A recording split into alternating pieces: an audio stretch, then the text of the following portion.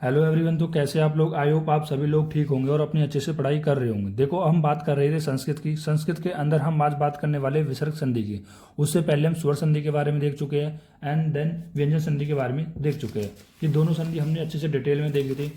ठीक, ये रही हमारी संधि। इस संधि की हमने पहले इंट्रोडक्शन देखा था, देन उसके बाद हमने स्वर संधि की बात की थी, देन उसके बाद हमने व्यंजन संधि की बात की थी। और इनमें जितनी भी ट्रिक हो सकती थी, जितनी ट्रिक इनमें पॉसिबल हो सकती थी संधि का और व्यंजन का, ठीक है, वो हमने आपको बता दिया है, जिससे आप कोई भी क्वेश्चन यहाँ पर कर ले जाओगे। ज़्यादा चांसेस रहते हैं कि क्वेश्चन ही आपसे पूछा जाए, ठीक है। बहुत कम चांसेस रहते हैं कि आपसे वहाँ पर डेफिनेशन लिखने के लिए बोले, ठीक है।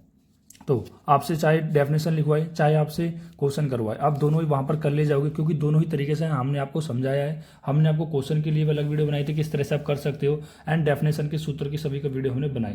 तो हम बात कर रहे थे संस्कृत की। तो हमने जब स्टार्टिंग की थी तो सबसे पहले हमने बात की थी बेसिक ऑफ संस्कृत, ठीक है, जो कि आपको पूरे यूट्यूब पे कहीं भी कोई आपको बेसिक नहीं बताता है, ठीक है। तो हमने यहाँ पर सबसे पहले बेसिक से लिया है, ताकि आपको बेसिक पता होने चाहिए, ताकि आप संस्कृत को अच्छे से समझ सके। देन उसके बाद हमने यहाँ पर चैप्टर फर्स्ट संस्कृत वर्ण एंड परिचय के बारे में डिस्कशन किया है, और उसके बारे में काफ़ी डिटेल डिस्कशन करने के बाद हमने इसके बाद स्टार्ट किया है संज्ञा प्रकरण, ठीक है। संज्ञा प्रकरण, ये सारे चैप्टर हमारे कंप्लीट हो चुके हैं। अगर आपको ये नहीं मिल रही है तो आप नीचे डिस्क्रिप्शन में जाइए, वहाँ पर मैं संस्कृत का लिंक दे दूंगा, ठीक है। संस्कृत की प्लेलिस्ट का लिंक दे दूंगा जो 8 नंबर पे होगी। मैंने पूरी बीएमएस फर्स्ट प्रॉफ की लिंक दे रखी है, क्योंकि हम अपने चैनल पे, यानी मैं अपने चैनल पे सारा कुछ बीएमएस के रिलेटेड पढ़ा चुका हूँ फर्स्ट ईयर के, ठीक है। सेकंड प्रॉफ भी हम स्टार्ट कर चुके हैं, जहाँ पर हम चरक संहिता स्टार्ट कर रहे हैं, जिसमें हमने अब अप्रॉक्स 2 चैप्टर कंप्लीट कर लिए, chapter number 19 and chapter number 20, ठीक। अष्टोम उद्रम अध्यायम एंड महारोग अध्यायम, ठीक है। और उसके बाद हमने संधि स्टार्ट की थी। संधि का हमने इंट्रोडक्शन देखा पहले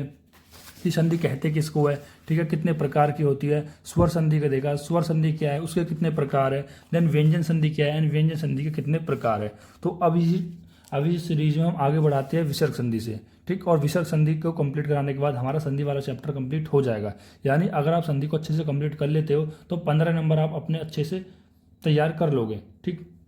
तो सबसे पहले हम बात करते हैं विसर्ग संधि की। तो विसर्ग संधि में क्या बताया गया है कि अगर कोई विसर्ग है तो विसर्ग के बाद देखो पहले पद में क्या होगा, विसर्ग होगा, और जो दूसरा पद होगा उसमें कोई स्वर्ण वर्ण भी हो सकता है, स्वर वर्ण हो सकता है, और या व्यंजन वर्ण हो सकता है, ठीक है। कोई सा भी वर्ण हो सकता है, ठीक।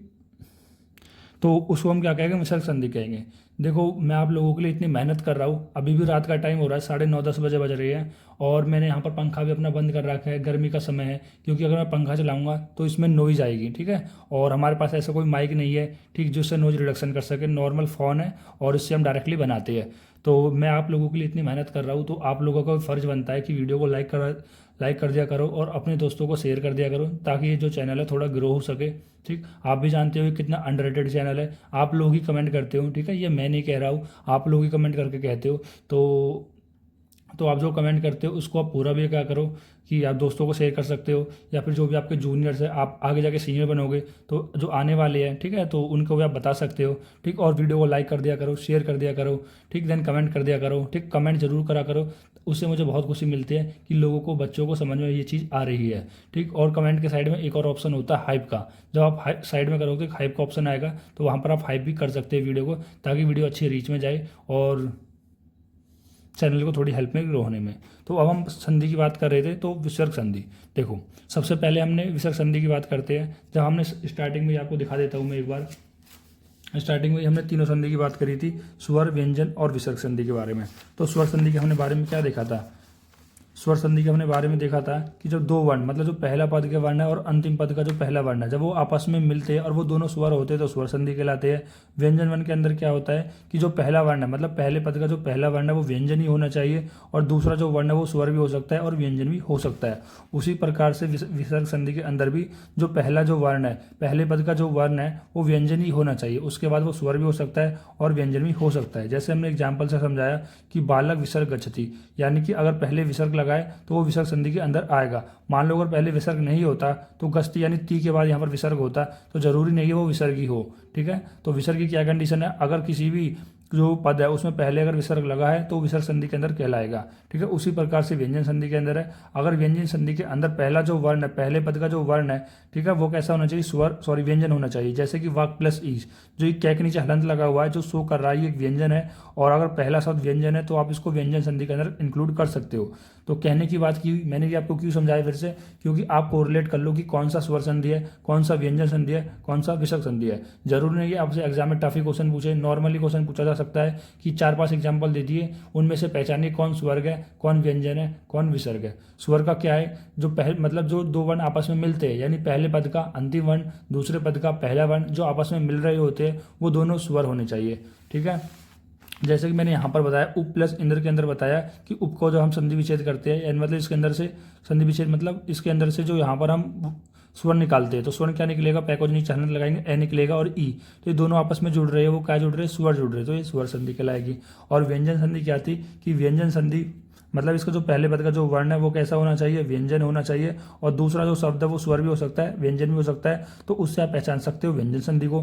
देन तीसरा होता है विसर्ग संधि। विसर्ग संधि में यही है कि पहला जो वर्ण है वो विसर्गी होना चाहिए, ये इसकी कंडीशन है। अगर पहला वर्ण विसर्ग नहीं है तो फिर आपको देखना पड़ेगा क्या है क्या नहीं। तो हम स्टार्ट करते हैं यहाँ से। तो इतना हो गया हमारा विसर्ग संधि के बारे में। देन विसर्ग के स्थान पर आपको देखो, जरूरी नहीं है कि ऐसे डॉट ही लगे तो ही आपको विसर्ग है। जब आप यहाँ पर क्वेश्चन देखोगे ना तो कभी देखो विसर्ग के स्थान पर आपको विसर्ग की जगह आप स लगा रहे हो, देखो विसर्ग की जगह आप स भी लगा सकते हो, रा भी और ऊ भी और ओ भी। ठीक है, मतलब जैसे जहाँ पर विसर्ग आता है ना इन साइन को भी लगा सकते हो, वो भी विसर्ग संधि ही कहलाएगी, क्योंकि विसर्ग संधि के टाइप के अंदर आते हैं। जैसे विसर्ग संधि के अंदर अगर हम सा लगा रहे तो सत्व संधि हो रही है, और रा लगा रहे तो ऋतु संधि हो रही है, और ऊ लगा रहे तो उतु संधि हो रही है। तो इस प्रकार से यहाँ पर बताए गए हैं। ठीक है, जब जरूरी नहीं है कि आपको कोई क्वेश्चन में यही लगा के दे, ठीक है, यही लगा के दे, तो सा रा ऊ आपको ये याद रखने की, और ओ अगर ये लगा हुआ है तो वो किसके अंदर आ रहे हैं, विसर्ग संधि के अंदर ही आ रहे हैं।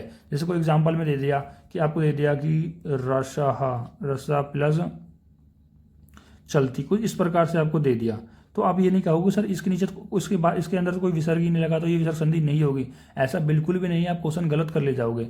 ठीक है, तो ये सा भी, ये सा आ रहा है ना, ये सा के नीचे हलंत आ रहा है तो ये शो कर रहा है ये विसर्ग संधि है, रा के नीचे हलंत आ रहा है तो वो भी शो कर रहा है। ठीक, और इसको हम आगे से और भी अच्छे समझाएंगे एग्जाम्पल के साथ, मतलब जब इनका हम टाइप पढ़ेंगे ना सत्व संधि का, रुद्र संधि का, तो आपको और क्लियर होते चले जाएंगे।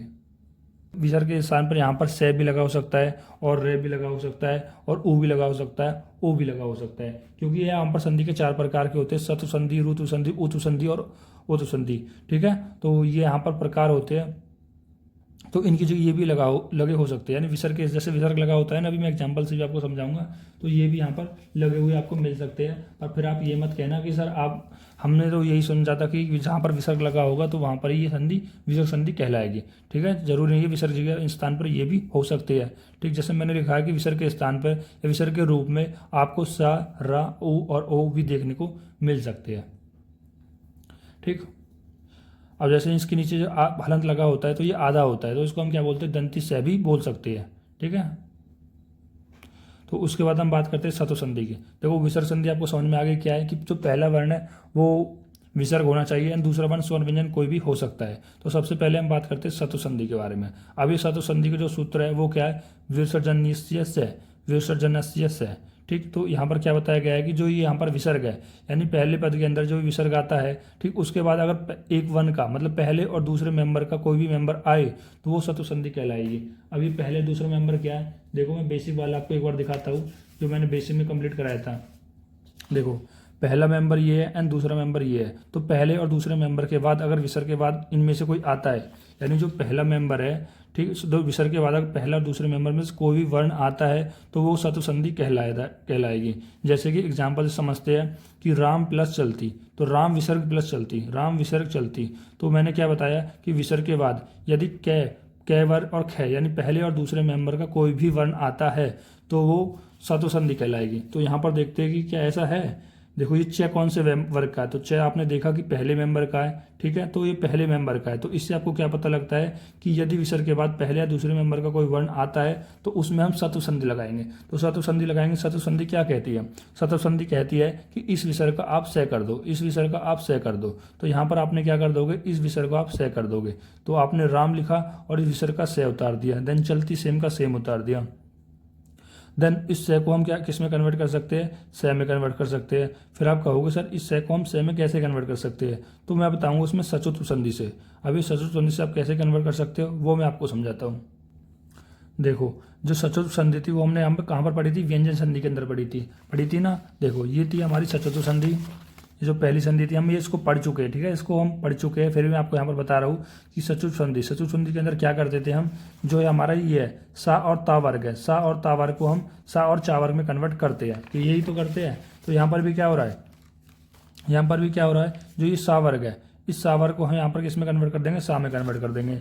इस सा वर्ग को यहाँ पर किस में कन्वर्ट कर देंगे, सा वर्ग में कन्वर्ट कर देंगे, ठीक है। देखो सचुर संधि क्या कहती है, सचुर संधि कहती है यदि से को हम किस में कन्वर्ट कर सकते हैं, परिवर्तन सा में कर सकते हैं और ता को हम चा में कर सकते हैं। तो इस सा को हम सा में कर सकते हैं ना, किसके अनुसार, सचुर संधि के अनुसार। तो वहां पर भी हमने यही किया है कि सा को हमने इस वाले सा में कन्वर्ट कर दिया सचुर संधि के अनुसार। अभी सा के नीचे हलंत लगा हुआ है तो इसको हम आधा से लिख सकते हैं, तो इसको हमने यहाँ पर आधा से लिख दिया, तो क्या हो गया, रामस चलती। इस तरह से आप यहाँ पर समझ सकते हो।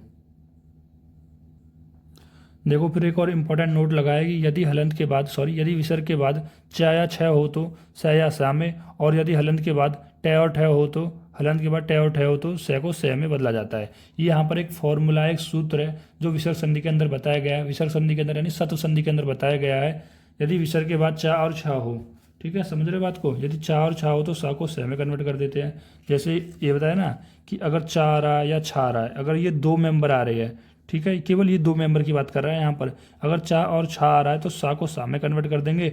और यदि विसर्ग के बाद टा और ठा आ रहा है, टा और ठा किस में आता है, वो आता है सटुत संधि के अंदर, वो आता है सटु संधि के अंदर। देखो टा और ठा आता है, सटु संधि क्या होती है, सा और तावार को सा और टा में कन्वर्ट कर दो। और यदि विसर्ग के बाद टा और ठा आ रहा है तो सा को शा में कन्वर्ट कर दो, मूर्धा सा में। ये होता है हमारा दंती सा और ये होता है मूर्धा सा, ठीक है। नॉर्मली आप सा से समझ सकते हो, बस आपको दिमाग में होना चाहिए। तो क्या बताया सूत्र ये बता रहा सत्व संधि के अंदर यदि चा और छा के बाद सा आ रहा है तो उसको सा में कन्वर्ट कर दो, और टा और ठा के बाद सा आ रहा है तो उसको मूर्धा वाले सा में कन्वर्ट कर दो। तो इस तरह से आप यहाँ पर समझ सकते हो। तो अभी तक आपको क्या समझ में आया, इसको एग्जाम्पल से समझाता हूँ। जैसे कि नी प्लस छलम, तो आपने देखा कि विसर्ग के बाद क्या आ रहा है, विसर्ग के बाद छः आ रहा है, तो विसर्ग के बाद छः आ रहा है, यानी कि छः आ रहा है। छः कौन से वर्ग का है, जो छः छत्रिया है वो कौन से वर्ग का है, आपने देखा कि जो छः छत्रिया है वो दूसरे वर्ग का है। तो इसमें हम सत्व संधि लगा सकते हैं। भाई सत्व संधि क्या थी, सत्व संधि ये थी कि पहले और दूसरे मेंबर का कोई भी वर्ग आएगा तो उसमें हम सत्व संधि लगाएंगे। तो सत्व संधि लगा, तो सत्व संधि क्या कहती है, सत्व संधि ये कहती है कि जो विसर्ग है उसको आप सा में कन्वर्ट कर दो, ठीक है। अब ये जो सा है, अगर विसर्ग के बाद चा और छा में से कोई है, चा और छा में से कोई है, तो अगर चा और छा में से कोई है तो इस सा को आप इस सा में कन्वर्ट कर दो, तो इस सा को आप इस सा में कन्वर्ट कर दोगे अकॉर्डिंग टू जसो संधि। तो इस सा को हम आधा सा लिख सकते हैं क्योंकि इसके अंदर हलंत है ना, तो हलंत को हम आधा करके लिखते हैं तो निश्चलम हो जाएगा। और एग्जाम्पल से समझो, दूसरा एग्जाम्पल है धनु विसर्ग प्लस टकड़कार, ठीक है, टड़कार जो भी है। तो अब आपने देखा कि जो टे वर्ग है यानी विसर्ग के बाद जो टे, तो टे कौन से वर्ग के अंदर आ रहा है, जो टे आ रहा है, देखो टे आप देखो पहले तो ये देखो कि वर्ग कौन सा, आप लिख लिया करो कोई दिक्कत नहीं है। जो टे वर्ग है, देखो टे वर्ग यानी पहले मेंबर के अंदर आ रहा है, ठीक है। और जब भी कोई मेंबर पहले और दूसरे, जब भी कोई मेंबर, यदि किसी मेंबर का पहले और दूसरे का कोई वर्ण आता है तो वहाँ पर हम कौन सी संधि लगाते हैं, सत्व संधि लगाते हैं। तो सत्व संधि क्या कहती है, इस विसर्ग को शा में कन्वर्ट कर दो और इस सा को सा में कन्वर्ट कर दो। क्योंकि टे और ठे आ रहा है, तो मैंने आपको यही तो बताया, यदि टे और ठे आता है तो सा को शा में कन्वर्ट करना है। तो यहाँ पर भी हलंत है तो इस सा के नीचे भी कन्वर्ट करेंगे तो हलंत आ जाएगा। संधि मैंने लिख दी कौन सी, ऋतुतु संधि, ठीक है, सटुतु संधि, तय है ये बे सटुतु संधि। तो अब इससे को हम आधा से करके लिख सकते हैं, तो इस आधा से करके लिख दिया और सब सेम उतार दिया इस तरह से। देन तीसरा एग्जाम्पल लिया है नी विसर्ग प्लस च, तो आप क्या लगाओगे, जो च है वो कौन से वर्ग का है, फिर से आपने ये कह रहा है कि वो टेबल उठाई, आपने देखा जो च चम्मच है वो तो पहले मेंबर का है, यानी पहले मेंबर का वर्ण है, तो इसको हम विसर्ग को क्या कर देंगे, सा में कन्वर्ट कर देंगे। और इस सा को हम किस में कन्वर्ट कर देंगे, मूर्धा वाले सा में कन्वर्ट कर देंगे। क्यों कन्वर्ट कर देंगे, क्योंकि सा, देखो जो च मैंने बताई है, मैंने क्या बताया, यदि कह रहा है विसर्ग के बाद छ और छः आता है, यदि विसर्ग के बाद छ और छः आता है तो ये वाला स इस वाले स में कन्वर्ट हो जाएगा। तो यहाँ भी यही ऐसे कन्वर्ट हो गया, तो निश्चय हो गया, सेम यही है। एक बार इसे आप सॉल्व करके देखना। अब यहाँ पर एक और क्वेश्चन आता है कि हरि विसर्ग प्लस मात्रा, तो हरि विसर्ग प्लस मात्रा, तो अब यहाँ पर क्या होगा, तो आपने देखो जो तय त्रिशूल है, जो तय त्रिशूल है वो कौन से मेंबर का आता है, तो आपने देखा कि तय त्रिशूल दूसरे मेंबर के अंदर आता है। तो आपने कहा ठीक है, तो इसके अंदर हम सत्व संधि लगा देंगे। सत्व संधि क्या कहती है, देखो सत्व संधि आप एक बार पढ़ लो फिर से। सत्व संधि क्या कहती है, यदि विसर्ग के बाद पहले और दूसरे मेंबर का कोई भी वर्ण आता है तो इस विसर्ग को हमें सा में कन्वर्ट कर देना है। ठीक है, तो ये कहती है सत्व संधि। उसके बाद खेला होता है जसव संधि का, उसके बाद खेला होता है जसव संधि का। यहाँ पर जसव संधि और ऋतु संधि भी लगती है। ठीक है, कब लगती है, कंडीशन उन्होंने फिर एक कंडीशन बता दी थी कि अगर छ और छ आएगा विसर्ग के बाद तो सा को शा में कन्वर्ट करोगे, और अगर विसर्ग के बाद ट और ठ आता है तो सा को मूर्धा वाले सा में कन्वर्ट करो।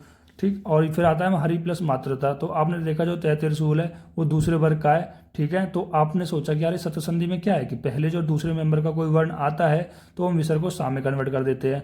ठीक, फिर आपका क्या करोगे, आप सा को फिर से इस सा में कन्वर्ट नहीं कर सकते।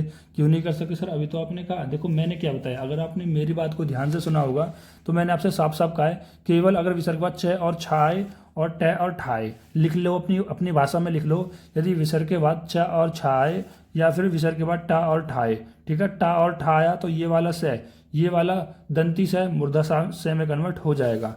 ठीक, और उसी प्रकार से च और छ आएगा तो ये दंती से इस वाले यहाँ पर सैसलजम वाले इसमें कन्वर्ट हो जाएगा। तो इस तरह से आपको यहाँ पर याद रखना है। तो यहाँ पर इस से का इस सा में कन्वर्ट नहीं होगा। ठीक है, और यही चीज़ आपसे क्वेश्चन कराती है और यही चीज़ आपसे क्वेश्चन गलत कराती है। आपने समझ लिया तो क्वेश्चन कर ले जाओगे सत्व संधि का, अगर आपने नहीं समझा तो सत्व संधि का क्वेश्चन नहीं कर पाओगे। तो इसी के अनुसार हम लिख सकते हैं। तो कैसे लिख सकते हैं, हरि लिख सकते हैं और विसर्ग का हमने आधा से, अब ये हलंत है तो इसको हम आधा से करके ले सकते हैं और सेम यहाँ पर उतार सकते हैं। इसी प्रकार से हमने देखा नाम प्लस ते, देखो नाम प्लस, ये खाली प्लस है, देखो नाम प्लस ते, तो आप कैसे याद कर सकते हो, देखो आपने देखा जो तय तख्ती है वो कौन से वर्ग का है, आपने कौन से वर्ग का है तो आप खुद दिमाग लगाओ। अगर आपको ये वर्ण याद है, मेंबर याद है, तो आपने देखा इसमें ऐसे टेबल बनाया आपने, तो जो क है, सॉरी जो यहाँ पर कह नहीं है, यहाँ पर ये कितना तय, जो तय तख्ती है वो कौन से में यहाँ तय तख्ती पहले मेंबर का रहा है। तो आपने देखा जो तय है वो पहले ही मेंबर का है, तो आप इसमें यहाँ पर सत्व संधि लगा सकते हो। सत्व संधि क्या कहती है, यदि विसर्ग के बाद कोई भी पहले और दूसरा मेंबर का कोई भी व्यक्ति आता है, कोई भी वर्ण आता है, तो उसके अंदर हम विसर्ग का हम सह कर देते हैं। ठीक है, दंती वाला सह कर देते हैं, इसके नीचे हलंत लगा देते हैं। ठीक है, हलंत वाला आएगा तो इस हलंत को हम क्या कर देते हैं, आधा लिख सकते हैं, तो नामस्ते हो जाएगा। देन इसी प्रकार से आप इसको ट्राई करना। तो इस प्रकार से हमारी ये सत्व संधि होती है। ये आपको क्लियर होगी। तो एक बार मैं इसको फिर से रिकॉल करा देता हूँ।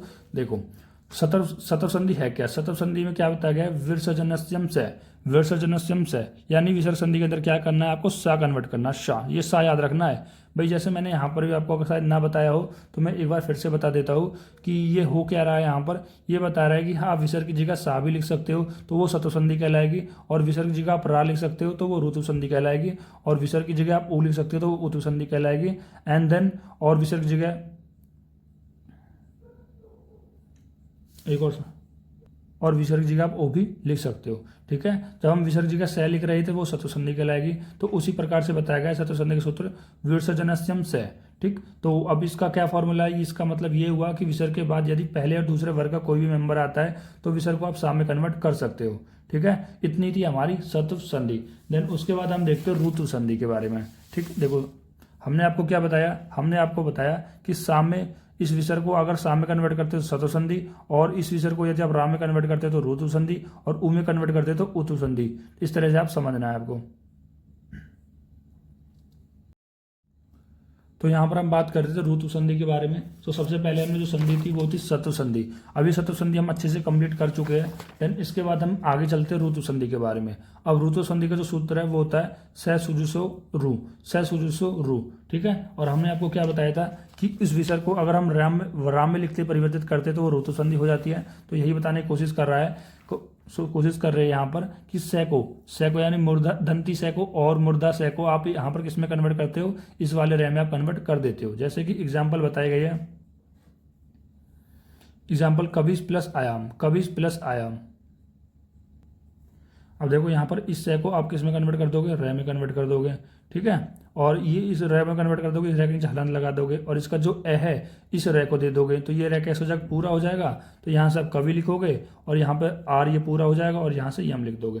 ठीक, अगर आपने ध्यान से सत्व संधि को समझा होगा, अगर आपने यहाँ पर ध्यान से सत्व संधि को समझा होगा तो आपके माइंड में आपने दिमाग लगाया होगा कि यहाँ पर हम क्या कर रहे थे, यहाँ पर विसर्ग का स हो रहा था, ठीक है, यहाँ पर विसर्ग का स हो रहा था और यहाँ पर ये स आ ही गया है। जैसे कि मान लो कि मैं एग्जांपल देता कि रामस चलती, तो इस स को हम यहाँ पर रै में कन्वर्ट कर दे रहे हैं। एक तरीके से आप समझो कि इस सा को ही हम आगे जाकर रै में कन्वर्ट कर रहे हैं, ठीक है। तो यहाँ पर भी तो ये कर रहे हैं, इस स को आगे जाकर हम रै में कन्वर्ट कर रहे हैं, ठीक है, एक स्टेप आगे है, ठीक है, ये वन स्टेप फॉरवर्ड है, ठीक है। ऐसे नहीं है जैसे कि यहाँ पर हमने क्या बताया कि इस हलंत को, सॉरी इस, मैं बार बार हलंत बोल देता हूँ, सॉरी इसके लिए। देखो यहाँ पर होता है विसर्ग, तो इस विसर्ग को यदि हम पहले और दूसरे मेंबर का कोई वर्ण आता है तो इस विसर्ग को हम सा में कन्वर्ट कर देते हैं। अगर इस सा को हम ऋतु संधि की बात करें तो इस सा को हम रा में कन्वर्ट कर सकते हैं, ठीक है। तो यही बता रहा है कि इस सा को यदि यहाँ पर सा और सा है, यदि कोई सा है और सा है तो इसको हम रा में कन्वर्ट कर सकते हैं। जैसे कि यहाँ पर सा था तो यहाँ पर इसको रा में कन्वर्ट कर दिया तो कबीरम हो गया। तो यहाँ पर भी सा है तो इसको भी हम रा में कन्वर्ट कर दिया तो क्या हो जाएगा, निर्धनम हो जाएगा, ठीक है। तो इसमें कोई डाउट नहीं होना चाहिए आपको। तो इस आधे रा को हम इसको ऊपर भी लगा सकते हैं। देन पितुस प्लस अक्षय हो गया तो स को रै में कन्वर्ट कर देना और इस रै को हम ये वाला आधे देंगे तो ये पूरा रा हो जाएगा। तो इसी तरह से सारे एग्जाम्पल आप कर सकते हो। निस प्लस उदय देख लो तो यहाँ पर सा आ रहा है तो इसको रा में कन्वर्ट कर दो तो ये रा कैसा हो जाएगा, आधा हो जाएगा, तो इसको हम ऊपर लगा दे तो निर्दय हो जाएगा। तो इस तरह से यहाँ पर आपकी ऋतु संधि होती है। देन हम बात करते हैं उत्तु संधि के बारे में, ठीक है। ये दो संधि आपकी आसान थी, तो ये भी आसानी है, बस इसमें थोड़ा आपको समझना है। दो संधि हो गई, कौन कौन सी, शत्रु संधि हो गई, ऋतु संधि हो गई। शत्रु ऋतु थी क्या भाई, शत्रु ऋतु क्या थी, आपने ये याद कर लिया कि सर आऊ सराऊ सराऊ ओ सराऊ, इसमें कन्वर्ट कर सकते हो। यानी विसर्ग को आप से में भी कन्वर्ट कर सकते हो, रैम में भी कन्वर्ट कर सकते हो, ऊ में भी कन्वर्ट कर सकते हो। अब बस उसके संधि के नाम है, यदि विसर्ग से में हो रहा है तो शत्रु संधि, और ये से रै में कन्वर्ट हो रहा है, यदि ये वाला से रै में कन्वर्ट हो रहा है तो ऋतु संधि, और ये वाला रै अब आगे जाके ऊ में कन्वर्ट होगा तो उत्तु संधि, ठीक है। तो ये चीज आप एक तरीके से प्रोसेस में चल रही है। जैसे कि उत्तु संधि के यहाँ पर दो सूत्र बताए गए। पहला है उतुरो उतुरो हप उतुरो हो प्लुत, देखो क्या है, अतुरो प्लुत पलुत आद पलुते, ठीक है, पलुते आद पलुते, ठीक है। दूसरा हसीच है। तो यहाँ पर क्या बताया गया है कि जो ए है, मतलब जो पहला पद है उसके अंदर आ रहा हो और बीच में रे आ रहा हो और लास्ट दूसरे के पद के शुरुआत में ए आ रहा हो, तो यहाँ पर होगा क्या, रा का ऊ में कन्वर्ट कर देंगे, रे का ऊ में कन्वर्ट कर देंगे, ठीक है। तो भाई यही तो हो रहा है। देखो सबसे पहले हमने क्या, शत्रु संधि के अंदर विसर्ग को सा में कन्वर्ट कर दिया और फिर ऋतु संधि के अंदर इस सा को रा में कन्वर्ट कर दिया। अब हम उत्तु संधि पढ़ रहे तो इस रा को हम ऊ में कन्वर्ट कर देंगे। तो यही सारी प्रोसेस चल रही है सेम। तो इस जो ये हमारे इस ये जो आर है रे है उसको हम किस में कन्वर्ट कर देंगे, ऊ में। तो अब यहाँ पर आप देखो जो ए है और ऊ आपस में मिलकर ओ बना देंगे, ठीक है, गुण संधि के अनुसार, ठीक है। जो रे है और ऊ है आपस में कह रहे हैं कि क्या बना देंगे, ऊ बना देंगे गुण संधि के अनुसार। अब मैं यहाँ पर आपको एक बार गुण संधि दिखा देता हूँ, क्योंकि आप रिवीजन तो करते नहीं होगे, बस केवल देख लेते होगे, उसके बाद सोचते होगे एग्जाम में ही चीज़ें पढ़नी होती है, पर ऐसा नहीं होता है, आपको बार बार रिवीजन करना होता है। जैसे कि मैंने आपको यहाँ पर गुण संधि के अंदर बताया था, देखो गुण संधि के अंदर देख लो कि ए प्लस ई मिलके ए बनता है और ए प्लस ऊ मिलके क्या बनता है, ओ बनता है। तो यही तो आ रहा है यहाँ पर, ये ए आ रहा है, हसवा भी हो सकता था, दिगरा भी हो सकता था। यहाँ पर हसवा है और ऊ है, तो ये आपस में मिलकर क्या बन जाएंगे, ओ बन जाएंगे, जो कि गुण संधि के अनुसार।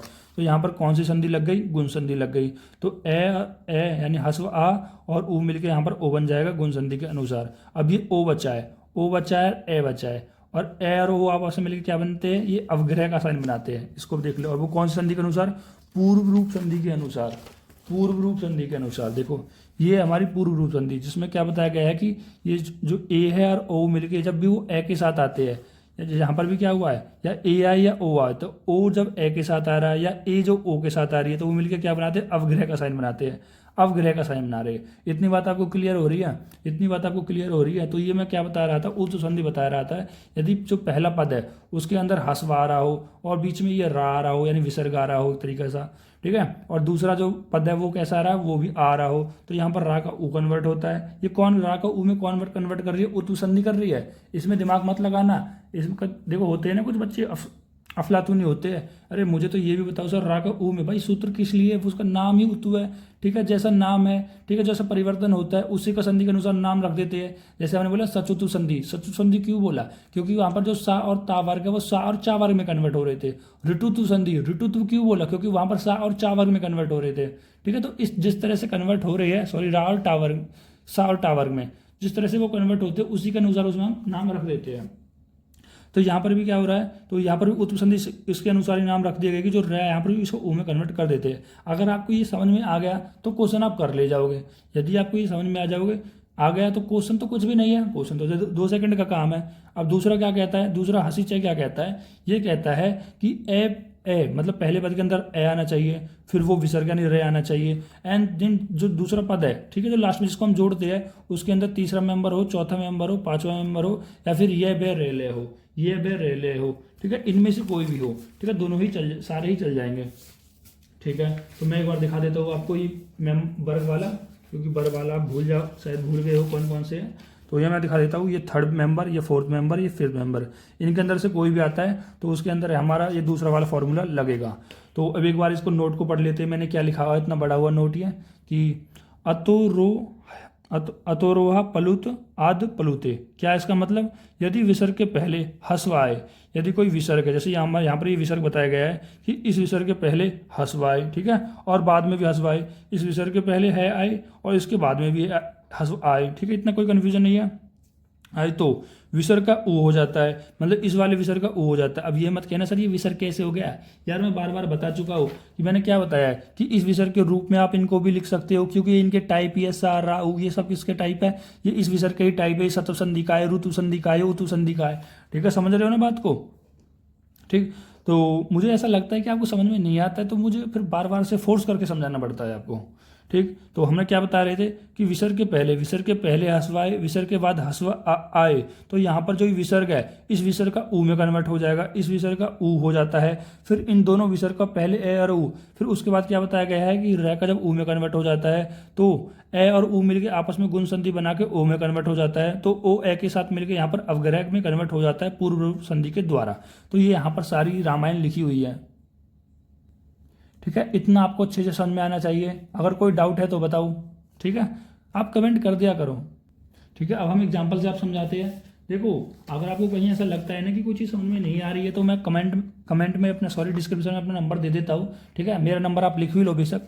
तो जिन लोगों को नहीं पता है, शायद वो कुछ ऐसे होते हैं ना, डिस्क्रिप्शन में भी नहीं जाना है, 7289009290, तो इस पर भी आप कॉल कर सकते हो या मैसेज कर सकते हो, व्हाट्सअप कर सकते हो। नोट्स के लिए भी आप यहाँ पर मुझे मैसेज कर सकते हो। ठीक है, तो मुझे BMS फर्स्ट ईयर के जितने भी नोट्स हैं वो सारे यहाँ पर मेरे पास अवेलेबल है। ठीक, जो मैं पढ़ा चुका हूँ। ठीक है, मॉडर्न का शायद मेरा रह रहा है और सब यहाँ पर सारा कंप्लीट है।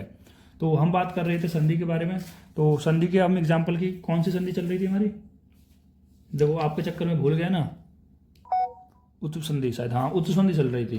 देखो ये रही उत्तु संधि, तो उत्तु संधि अभी मैं आपको बता चुका हूँ। ठीक है, ये आपको दोनों चीज़ याद है तो आप क्वेश्चन कर ले जाओगे। अब देखो जैसे कि एग्जांपल, जैसे क्वेश्चन यहाँ पर बताया गया, क्या क्वेश्चन बताया गया है, ये मैं इसको यहाँ पर सामने रख देता हूँ तो आपके आपको रिकॉल करते रहे। मैंने क्या बताया है कि शिव देखो यहाँ पर इस रू को ऐसे भी लगा सकते हो और ऐसे भी लगा सकते हो। बात एक है, इस रे को आप ऐसे भी कर सकते हो, ऐसे भी। मैं जनरली ऐसा प्रेफर करता हूँ तो मुझे ऐसा अच्छा लगता है, तो आप ऐसे ही से समझना। ठीक है, शिव प्लस रे यानी शिवर दे रखा है प्लस आचार्य दे रखा है। तो यहाँ पर सबसे पहले क्या लगाया हमने, ऋतु संधि लगाएंगे। तो सबसे पहले कौन सी संधि लगा रहे हैं, ऋतु संधि लगा रहे हैं। चलो मैं इसको यहाँ पर आप अलग से एक पेज के अंदर समझाता हूँ। ठीक है, शायद आपको ये समझ में नहीं आएगा क्योंकि मैंने ऑलरेडी पहले से लिख रखा है। लिखने का कारण यही है कि जल्दी से छोटी वीडियो बन जाए और आपको समझ में आ जाए, क्योंकि वीडियो मेरी बहुत ज़्यादा लेंथी हो रही है और व्यूज़ भी बहुत कम आ रहे हैं। शायद मुझे एक रीज़न यही लगता है कि व्यूज़ कम आने का, कि लोग इतनी बड़ी वीडियो देखना नहीं चाहते हैं। ठीक है, कौन चाहता है कि 1 घंटे की वीडियो देखे, 1.5 घंटे की वीडियो देखे, ठीक है, 45 मिनट की वीडियो देखे। सब ये सोचते हैं कि 30-40 मिनट के अंदर ही पूरा चैप्टर ही कंप्लीट करा दे तो मैं देखूँ। ठीक है, ऐसा नहीं होता है। देखो अगर वही करना है तो फिर यार आप कहीं और जा सकते हो। अगर आपको चीज़ें डीप में समझनी है तो आप यहाँ पर आओ। मैं ये नहीं कहता कि आप ये वीडियो सर्च कर रहे हो मेरे चैनल पे कि 1 घंटे के अंदर पूरी फिजियोलॉजी निपटा दे, 1 घंटे के अंदर पूरी संस्कृत निपटा दे, या फिर 10-15 मिनट के अंदर पूरा एक चैप्टर निपटा दे। ठीक है, क्योंकि कुछ चैनल्स होते हैं यूट्यूब के अंदर जहाँ पर 10-15 मिनट के अंदर एक चैप्टर कंप्लीट कराए जाते हैं। ठीक है, मेरा मोटो वो नहीं होता कि 10-15 मिनट के अंदर वहाँ पर कंप्लीट करा दूँ, क्योंकि जब मैंने अपने टाइम पर पढ़ी थी तो मैं भी यही सोचता था कि 10-15 मिनट के अंदर कंप्लीट हो जाए। ठीक है, और उस वजह से मैं छोड़ता चला गया, क्योंकि मैंने कुछ चैनल देखे थे जो 10-15 20 मिनट में चैप्टर कंप्लीट करा रहे थे और मैं बड़ा खुश हो गया। अरे ये तो 15 मिनट की वीडियो है, जो 2-3 घंटे में पूरी संस्कृत कंप्लीट कर दूंगा, तो उनको तो मैं एग्जाम के टाइम पे देखूंगा। और ऐसे करते करते मैंने जब एग्जाम के 10 दिन बच गए तो मैंने इनको देखना स्टार्ट किया। मुझे कुछ समझ नहीं आया, लिटरली मुझे कुछ समझ में नहीं आया। ठीक है, ना मैं टीचरों से पढ़ा, मैं तो वो रह गया कि यूट्यूब पे तो है 10-15 मिनट की, वहाँ से देख लूँगा। मुझे कुछ भी समझ में नहीं आया और जब 10 दिन रह गए तो मुझे ऐसे लगने लगा कि यार पता नहीं क्या होगा संस्कृत में क्या नहीं। तो मैंने क्या किया, कोई नहीं, देर ना अवेर से ही जो भी है, मतलब देर से भी जागते हो पर जाग जाना जरूरी होता है। तो मैं उस टाइम पे मैंने सोचा कि अब मैं जो पढ़ूंगा डिटेल में पढ़ूंगा।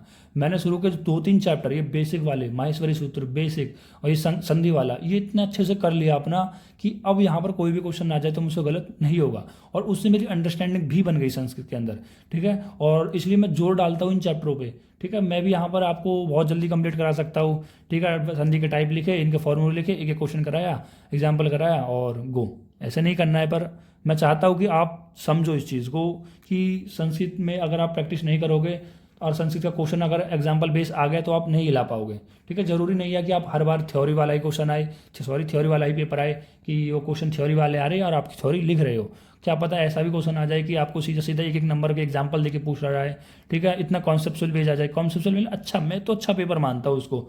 जो जो कोई रटा रटाया नहीं पूछता है, ठीक है, वो अच्छा पेपर। जो रटा रटाया पूछता है यार उसमें तो सभी पास हो रहे हैं, ठीक। चलो बहुत ज़्यादा इंट्रोडक्शन हो गया ना, तो बहुत ज़्यादा ज्ञान आपको मैंने दे दिया है, तो इसको एक बार समझा देता हूँ एग्जाम्पल को, ठीक है। आप लोगों के लिए मेहनत कर रहा हूँ, देखो पंखा भी नहीं चल रहा है और कमरे भी बंद है, रात का टाइम हो रहा है, गर्मियों का समय है, ठीक है। तो यार लाइक कर दिया करो, कमेंट कर दिया करो, ठीक है।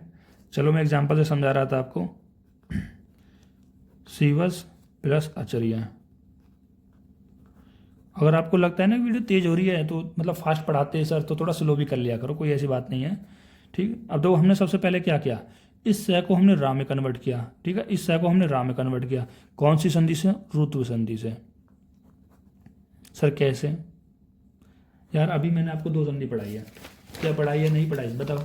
मैंने आपको ऋतु संधि पढ़ाई है। मैंने बोला यदि ये दंती वाला स या फिर मुर्दा वाला स, ठीक है, विसर्ग के पहले आता है, सॉरी विसर्ग ही है, ये दंती वाला स और ये मुर्दा वाला स किस में कन्वर्ट हो जाएंगे, रा में कन्वर्ट हो जाएंगे। समझ रहे हो ना, ये चीज़ जुड़ी हुई है। अगर आप देखोगे, देखो मैं सबसे पहले आपको एक और संधि दिखाता हूँ, देखो। यार इतने पेज हो जाते हैं ना, एक तो किधर से किधर पलटता रहता हूँ, मुझे भी पता नहीं लगता। देखो इस सतो संधि के अंदर मैंने क्या बताया, ये विसर्ग सा में कन्वर्ट हो रहा था तो सतो संधि कह दिया, ठीक है। अब ये भी विसर्ग एक प्रकार का, ये विसर्ग इसमें कन्वर्ट हो रहा है तो ये विसर्ग का भेद है, तो ये भी प्रकार का विसर्ग है। इस विसर्ग इस सा को हमने आगे जाके जाकर रा में कन्वर्ट कर दिया, समझ रहे हो बात को, और इसको ऋतु संधि कह दिया। तो इसी प्रकार से जो यहाँ पर सा आया है इसको हमने रा में कन्वर्ट कर दिया, ये कर दिया ना रा में, इस सा को रा में कन्वर्ट कर दिया, किस संधि के द्वारा, ऋतु संधि के द्वारा, ठीक है। अगर मान लो इसका भी एक और फॉर्म दिखाता हूँ मैं आपको अब मैं चीज़ें डिटेल में दिखाता हूँ आपको। जैसे शिव है, शिव प्लस देखो इस एग्जाम्पल को आप छोड़ दो क्योंकि यहाँ पर ये पहले मेंबर का नहीं आएगा। मैं आपको ऐसे एग्जाम्पल से समझाता हूँ जो आपको सारी संधि रिलेट हो। जैसे कि शिव, यहाँ पे ये लगा देता हूँ, शिव चलती लगा देता हूँ, चलती लगा देता हूँ, ठीक है, शिव चलती। अब देखो आप देखो यहाँ पर तो विसर्ग आ रहा है, इस विसर्ग आ रहा है और इसके पहले मेंबर के आगे कौन सा आ रहा है, इसको देखोगे तो पहले और दूसरा मेंबर का है। भाई कचट तप याद रखो ना, कचट तप, कचट और तप, ठीक है। क्या कबूतर खेकड़ा गया गमला, छः चम्मच छः छतरी छः झंडा, टैटी मोटर ठटे डलिया, तय तख्ती तय तन तय दवा नल, पे पतंग पे पल वे बकरी वे बटी वे मच्छी। इस तरह से आप याद रख सकते हो। तो आपने देखा जो ये कै ये पहले मेंबर का है, अगर पहले और दूसरे मेंबर का कोई होता है तो ये विसर्ग किस में कन्वर्ट हो जाता है, सा में कन्वर्ट हो जाता है, तो सा में लिख दो। तो आपने क्या किया, आपने लिखा शिव सा, ये तो लिखा शिव सा चलती। तो आपने यहाँ पर लिख दिया कि कौन सी संधि होती है, आपने बोल दिया सतो संधि होती है। शाम में कन्वर्ट कर रही है तो सतो संधि हो रही है। फिर इसको आगे आगे भी कन्वर्ट कर सकते हैं, क्यों नहीं कर सकते। देखो दूसरी संधि कौन सी होती है, दूसरी संधि कौन सी होती है, देखो दूसरी संधि कौन सी होती है, दूसरी होती है हमारी ऋतु संधि। तो ऋतु संधि क्या कहती है, अगर यहाँ पर सा है, दंती सा है या मुर्दा सा है तो उसको आप रा में कन्वर्ट कर दो, तो शिव रा प्लस चलती। तो किस संधि के द्वारा कर दिया आपने, इस सा को रा में किस संधि के द्वारा कर दिया, आपने बोला ऋतु संधि, ठीक। देन इस तरह से आप कन्वर्ट करते हो। तो ये मैंने यहाँ पर भी तो ये किया था कि इस सा को रा में कन्वर्ट कर दिया ऋतु संधि के द्वारा, ठीक है। और इस रा को भी अगर हम आ में कन्वर्ट कर देंगे, अगर इस रा को भी हम ऊ में कन्वर्ट कर सकते थे, लेकिन यहाँ पर जो कंडीशन है, यहाँ पर जो कंडीशन है वो चय नहीं होना चाहिए था, क्योंकि पहले और दूसरे वर्ग का मेंबर नहीं होना चाहिए था। या अगर यहाँ पर आ होता, ठीक है। अगर यहाँ पर आ होता, ठीक है, तो हम यहाँ पर उत्व संधि कर सकते थे। समझ रहे हो बात को? अभी हम समझाएंगे उत्व संधि तो वो भी आपको क्लियर होगा। जैसे हम यहाँ को एग्जाम्पल आपको समझा रहे थे, ठीक। अब इसको ये आपको चीज़ समझ में आ गई ना कि किस तरह से सत्व लगी और किस तरह से रुत्व लगी। अब जो उत्व लगेगी उसके लिए जो कंडीशन होती है ना, वो होती है कि यहाँ पर भी आपको क्या होना चाहिए, हस्वा होना चाहिए, और यहाँ पर भी आपको हस्वा होना चाहिए। इसको मैं आपको समझा देता हूँ। जैसे कि इस वाले एग्जाम्पल को आप करते हैं, शिवस प्लस आचार्य, तो शिवस प्लस आचार्य, देखो आपको कन्वर्जन आना चाहिए, बस कन्वर्जन आना चाहिए। तो आपने कहा सा को रा में कन्वर्ट कर देंगे, कोई दिक्कत वाली बात नहीं है सर, कर दिया, मजे मजे में कर दिया। और रा में कन्वर्ट करते तो राते कौन सी संधि होती है, ऋतु संधि, तो लिख दो भाई ऋतु संधि। तो अब यहाँ पर आता है हमारी तीसरी संधि उत्तु संधि। उत्तु संधि क्या कहती है? उत्तु संधि ये कहती है कि यदि इसकी कंडीशन ये होती है ए plus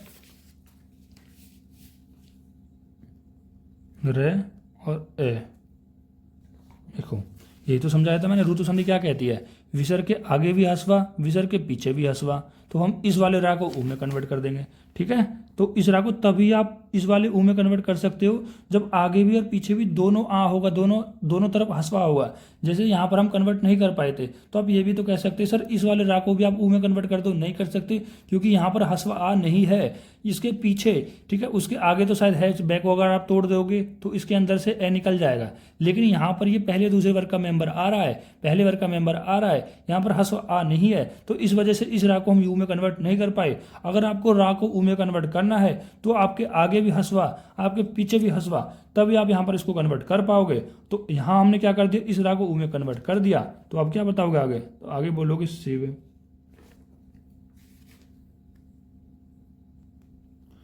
O, Shiv O plus आचार्य, यही तो है। बताओ कोई डिफरेंस है यहाँ तक? कुछ यहाँ तक ऐसा है कि किसी को कुछ समझ में नहीं आया? ठीक है भाई, पहले सा को रा में कन्वर्ट कर दिया, ऋतु संधि लगा दी, ठीक है। अब इस रा को हम यहाँ पर उत्तु संधि लगा देंगे, इस रा को हम ऊ में कन्वर्ट कर देंगे, उत्तु संधि लगा के। उत्तु संधि की कंडीशन क्या है कि आगे भी हस्वा और पीछे भी हस्वा, ठीक है। तो अब इस ऊ को, अब ये ऊ बचा है और इस बै को अगर आप तोड़ोगे, इस बै को आप तोड़ोगे तो इसके अंदर से स्वर निकलेगा, और ये क्या बन गया, ए प्लस ऊ। ये क्या बन गया, ए प्लस ऊ। तो ए प्लस ऊ मिलकर मिलकर क्या बनता है, उत्तु संधि मिलकर बनता है।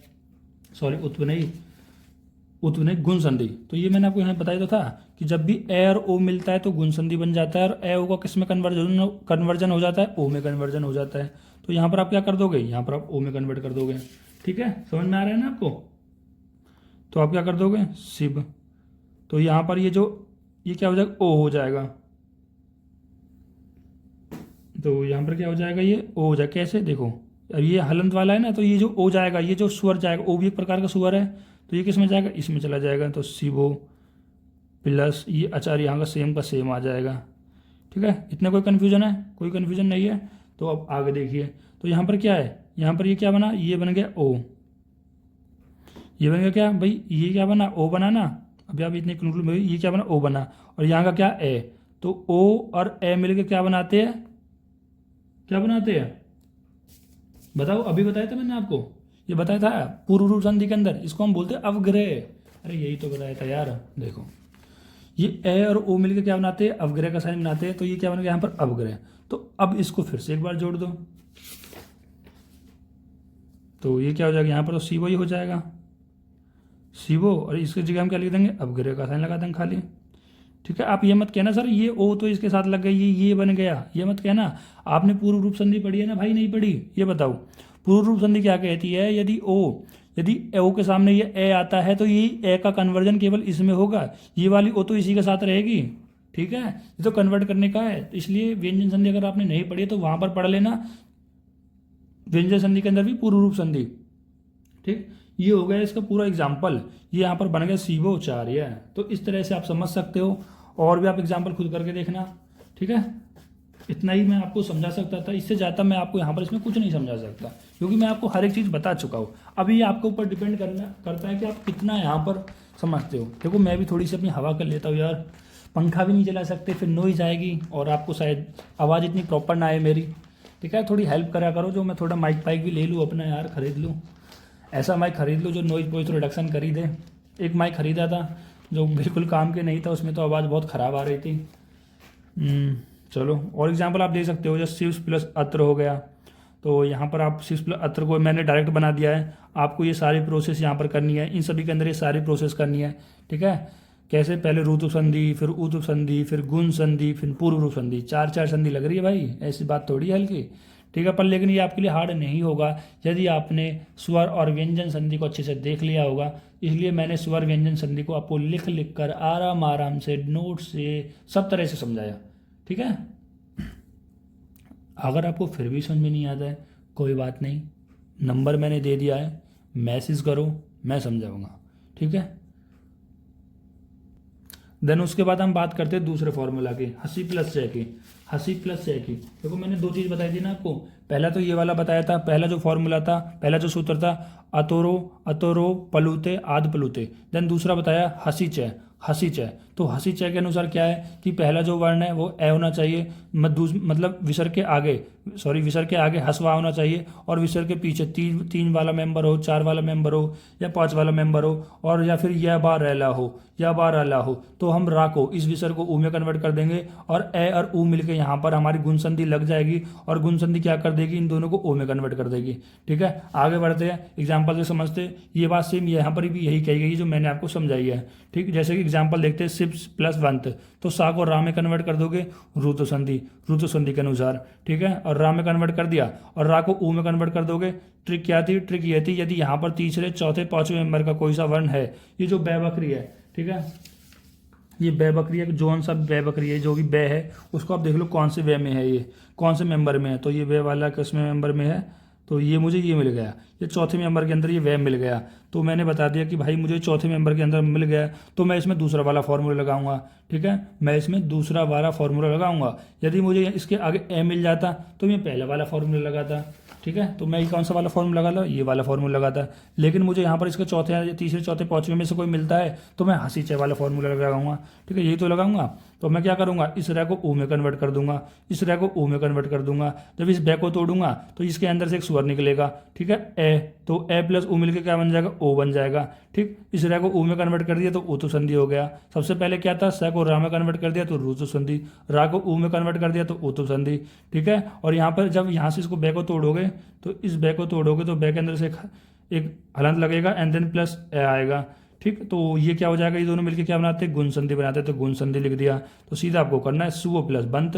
अब यहाँ पर वो नहीं लगेगा अवग्रह, अवग्रह क्यों लगता, अगर ए होता तो ए के साथ ओ आती तो अवग्रह का साइन बन जाता है। लेकिन यहाँ पर ए आया नहीं है, तो यहाँ पर ये चीज चौथे वर्ग का मेंबर है, तो इसी वो बंद हो जाएगा। इस तरह से आप इन एग्जाम्पल को कर सकते हो। ठीक है, अगर कोई चीज़ समझ में नहीं आती है तो वीडियो को एक बार फिर से देखना है, क्योंकि वीडियो को बार बार देखो तो ये आपको समझ में आएगी। ठीक है, ऐसा कुछ नहीं है कि मैं और भी कुछ अलग तरीके से समझाऊंगा तो आपको आ जाएगा। यकीन मानो, अगर आपको अब भी समझ में नहीं आ रहा है तो आपको फिर से एक बार वीडियो को जरूर देखना चाहिए।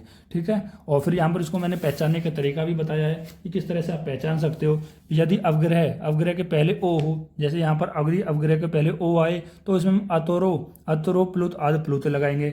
यानी कि जैसे कि यहाँ पर देखो, ओ के पहले अवग्रह के पहले ओ आ रहा है, अवग्रह के पहले ओ आ रहा है, अवग्रह के पहले ओ आ रहा है, अवग्रह के पहले ओ आ रहा है। ठीक है, अवग्रह के पहले ओ आ रहा है, तो आप कह सकते हो इसमें जो फॉर्मूला लगाया, जो सूत्र लगाया वो अतो और ये वाला लगा हुआ है। कितना तगड़ा नाम है यार। यदि विसर्ग वाले ओ के बाद यदि 3 4 5 ये वगैरह लगा 1 हो तो हंसी चय हो। ठीक है, तो यहाँ पर क्या हो जा रहा है, यदि विसर्ग वाले ओ के बाद देखो यहाँ पर देख सकते हो, देखो जो विसर्ग वाली ओ है, इस विसर्ग वाली ओ के बाद अगर तीसरा मेंबर हो, चौथा मेंबर हो, पांचवा मेंबर हो, ठीक है, इस विसर्ग को रिप्लेस करके तो ये ओ आई है। तो यहाँ पर इनमें से कोई हो या फिर या वाला में से हो तो आप पहचान लेना कि इसमें हंसी वाला ये हंसी चय का ये फॉर्मूला लगा हुआ है।